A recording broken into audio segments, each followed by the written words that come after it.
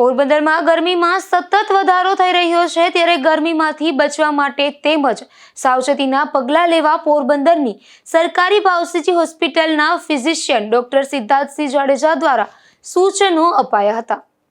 અત્યારે heat wave જે છે, હમણાં આગાહી વધારે છે હીટ વેવની। હીટ વેવમાં પહેલી વસ્તુ તો ડિહાઇડ્રેશન થાય એટલે તમારું બીપી ઘટે, તમને નબળાઈ લાગે, તમને ચક્કર આવે। હીટ વેવના હિસાબે બીજી વસ્તુ એ થાય કે કોઈ પણ જમવાનું હોય એ 2 કલાક 4 કલાકમાં જે શાક કે બન્યું હોય એ ઘણીવાર ખરાબ થઈ જાય, એટલે એના હિસાબે પેટમાંથી અપચો અને પેટની બીમારી જે ચેપ લાગે કે એ વસ્તુ થાય, એટલે ઝાડા ઉલટી પણ અત્યારે વધારે થાય છે।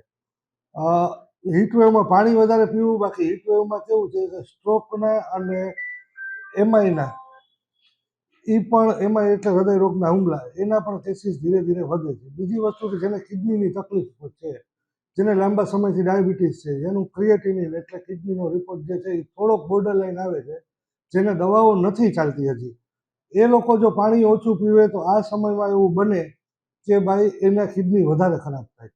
છેલ્લો મૂળ તોડ છે કે ભાઈ આમાં તમારે વધારે પાણી એટલે પ્રવાહી, એમાં તમે લીંબુ શરબત છે કે કોઈ પણ જાતની પ્રવાહી છે, પાણી, દૂધ, છાશ વધારે પીવું જોઈએ।